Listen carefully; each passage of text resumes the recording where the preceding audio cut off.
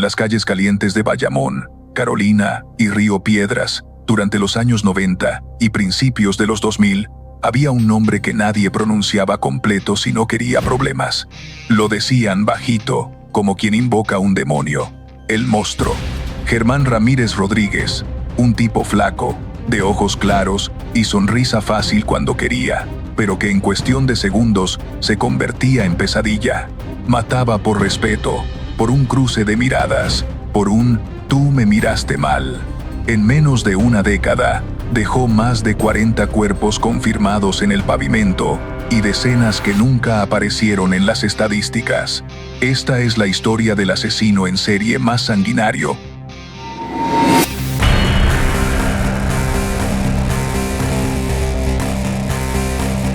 Si te ha enganchado esta historia de sombras urbanas, traiciones callejeras y leyendas que nadie olvida, no te quedes atrás. Suscríbete ahora al canal para no perderte las próximas entregas de crímenes reales, bandidos legendarios y relatos que te mantendrán al filo del asiento.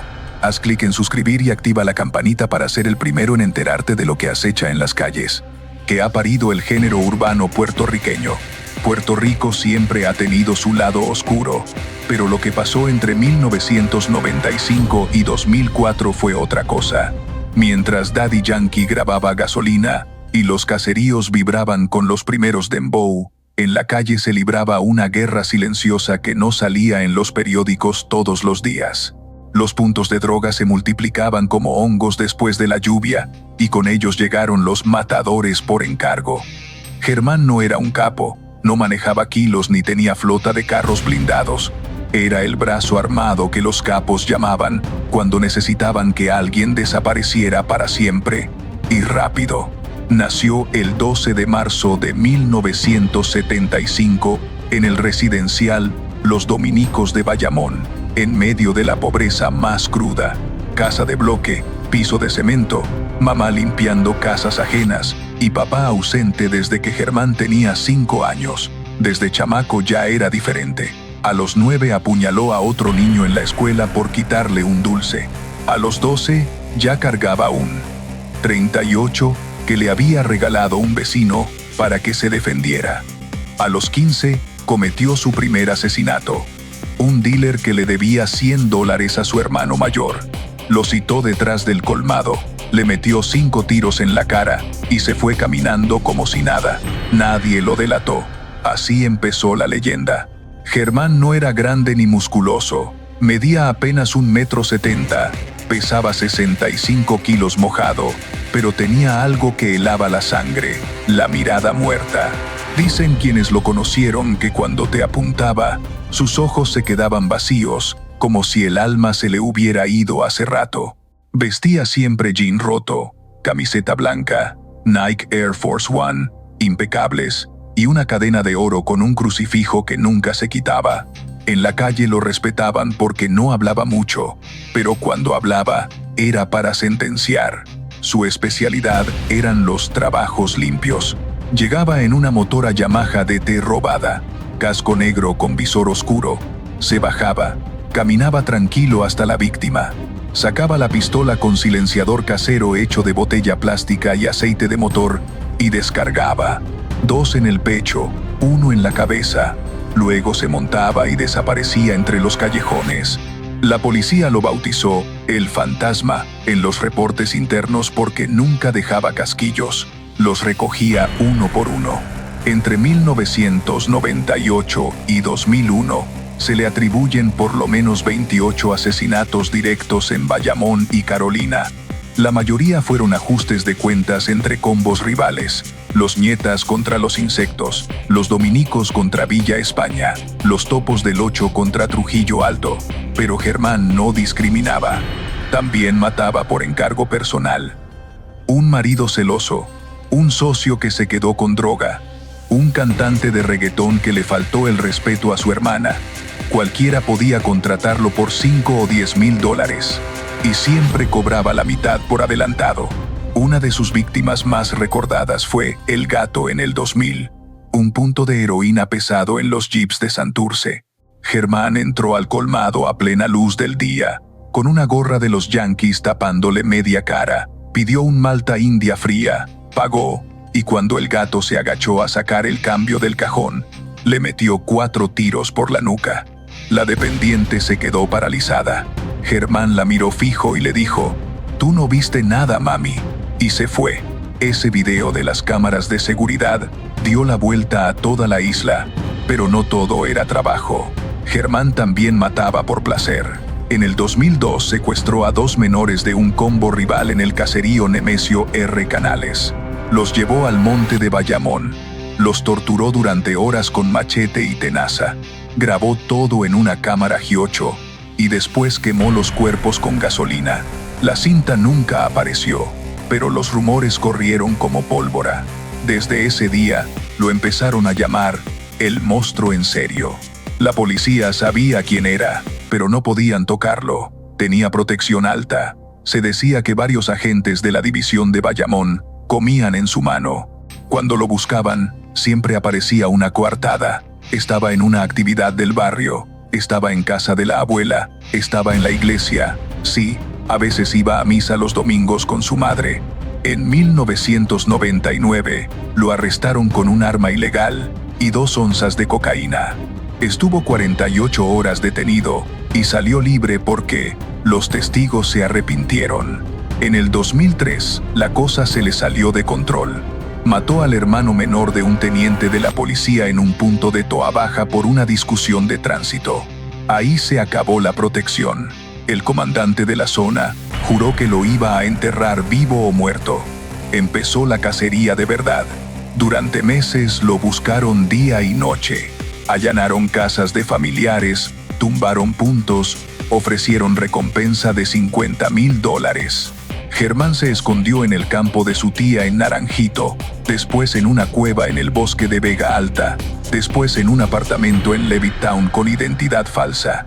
Pero el cerco se cerraba. El final llegó el 17 de abril de 2004. Estaba en un colmado de Campo Rico, Carolina, comprando cervezas para una fiesta. Un testigo protegido lo vio y llamó al 911. En menos de 10 minutos, llegó un convoy de la Unidad de Fuerzas Unidas de Rápida Acción. Germán intentó correr hacia la motora, pero ya lo tenían rodeado.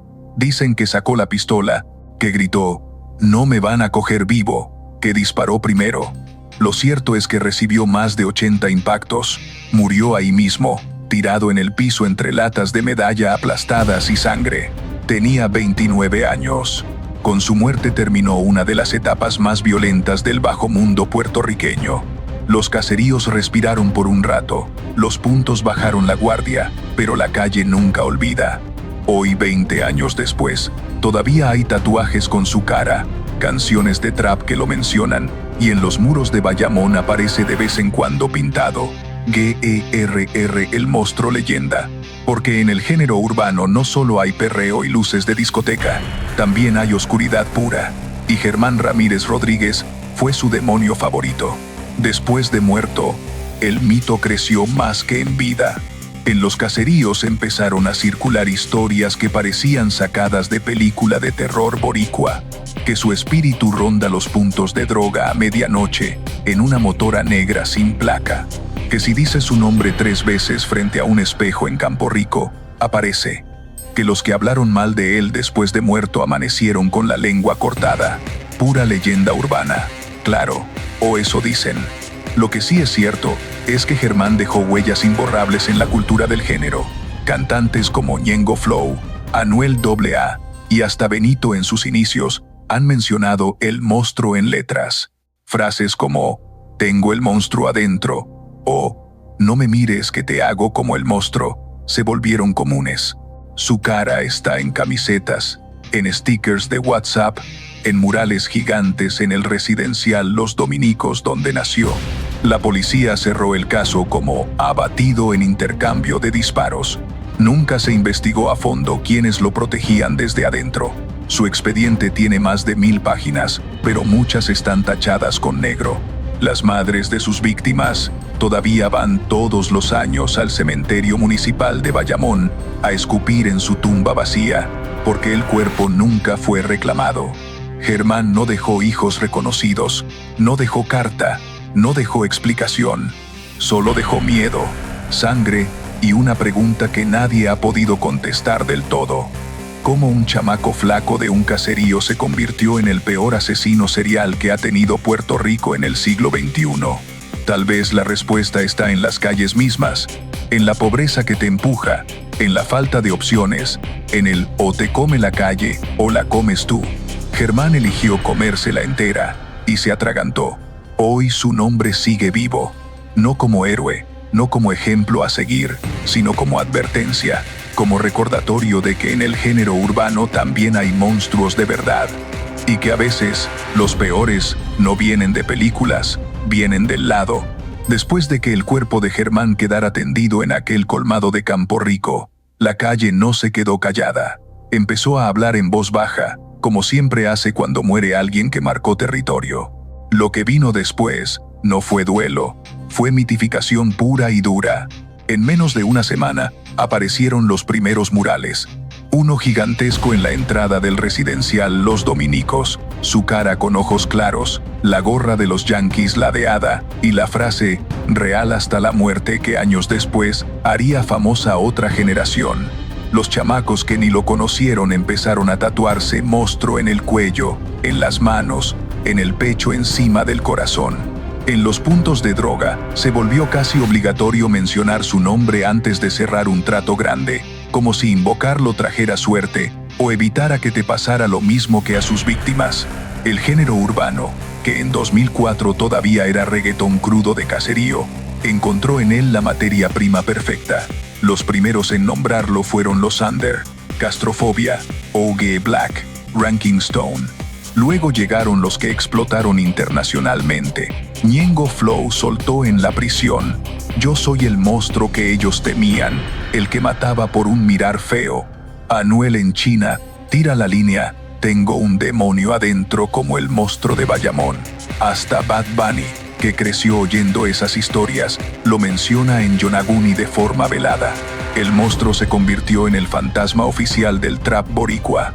En 2010, salió el primer corrido clandestino dedicado exclusivamente a él, La Balada del Monstruo, grabado en un cuarto con un micrófono barato y un instrumental de playero. La canción se regó por Bluetooth antes de que existiera Spotify en la isla.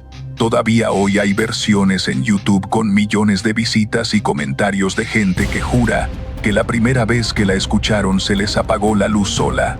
Lo más loco es cómo la leyenda creció en detalles que nadie pudo comprobar jamás. Dicen que la pistola con la que murió, una Glock 27 modificada, desapareció del cuartel de Carolina esa misma noche, y que todavía circula en el bajo mundo, que la cadena de oro con el crucifijo se la quedó un agente, y que a los 3 meses lo encontraron muerto en un accidente raro, que en el cementerio de Bayamón, donde supuestamente está enterrado, las flores que le llevan se marchitan en una noche, aunque sean artificiales. En 2015 un documentalista independiente intentó hacer una película sobre él. Consiguió entrevistas con ex policías retirados, con madres de víctimas y hasta con un supuesto primo que juraba tener videos inéditos. La producción se detuvo de repente. El director recibió amenazas, le hackearon las cuentas, le quemaron el carro. El material nunca vio la luz. La gente dijo que era la maldición del monstruo. Las madres de los que él mató formaron un colectivo silencioso. Todos los 17 de abril se juntan en la cancha de los Dominicos, encienden velas negras y rezan el rosario al revés. No es brujería, dicen ellas, es justicia que la policía nunca les dio. Algunas llevan fotos de sus hijos, otras solo una cruz de madera con el nombre. Nunca hablan con prensa, solo rezan y se van. La policía, por su parte, prefiere que la historia se olvide. En los archivos oficiales, figura como sujeto abatido en confrontación. Punto. No hay expediente abierto sobre sus protectores. No hay investigación sobre los casos sin resolver que todavía tienen su firma. Los agentes que participaron en la operación de 2004, ya casi todos están jubilados o trasladados a otras divisiones. Nadie quiere hablar.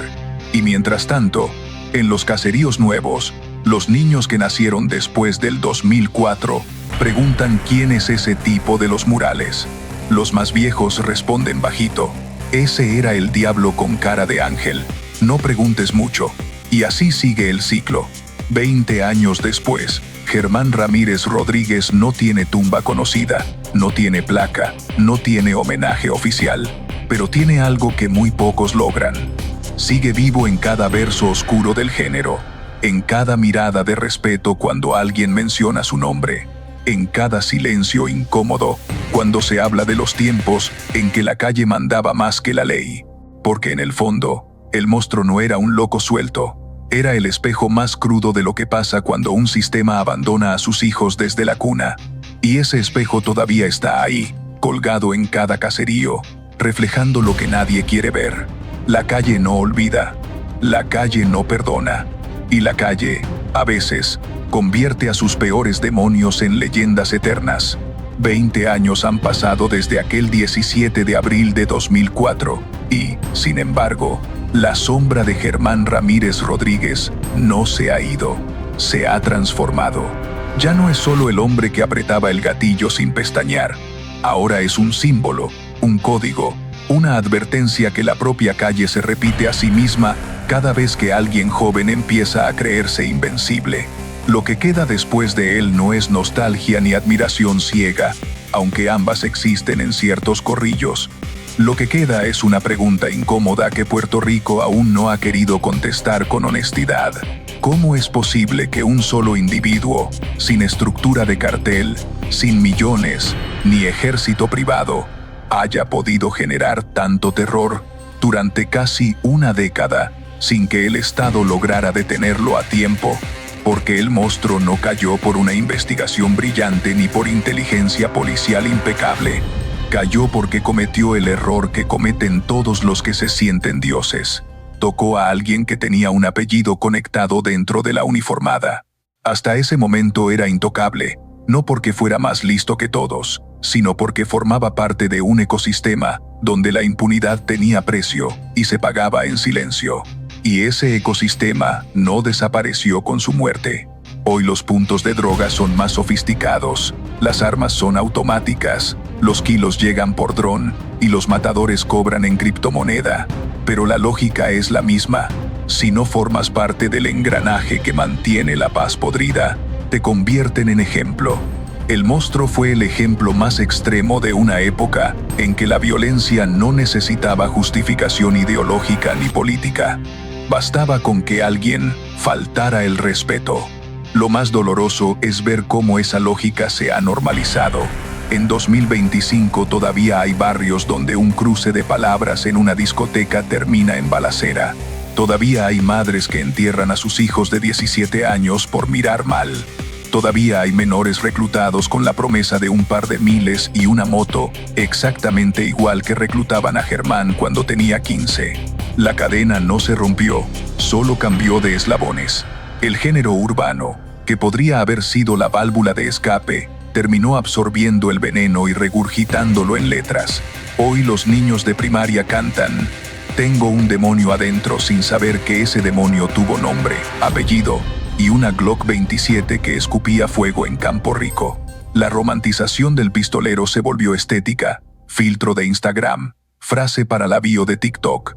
Y mientras tanto, las madres de las víctimas siguen encendiendo velas negras cada 17 de abril sin que nadie les pregunte su nombre, porque esa es la otra cara que nadie quiere ver. Detrás de cada leyenda, hay docenas de familias destrozadas que nunca tendrán mural ni canción. Hay madres que duermen con la luz encendida 20 años después, porque sueñan que la motora negra vuelve a pasar por su calle. Hay hermanos que no pueden escuchar reggaetón viejo porque cada instrumental les recuerda el día que les avisaron. Hay viudas que cruzan la acera cuando ven una gorra de los Yankees porque el trauma no entiende de modas. El Estado, por su parte, prefirió cerrar el capítulo rápido, sujeto abatido en intercambio de disparos. Fin de la historia oficial. Si te ha enganchado esta historia de sombras urbanas, traiciones callejeras y leyendas que nadie olvida, no te quedes atrás. Suscríbete ahora al canal para no perderte las próximas entregas de crímenes reales, bandidos legendarios y relatos que te mantendrán al filo del asiento. Haz clic en suscribir y activa la campanita para ser el primero en enterarte de lo que acecha en las calles.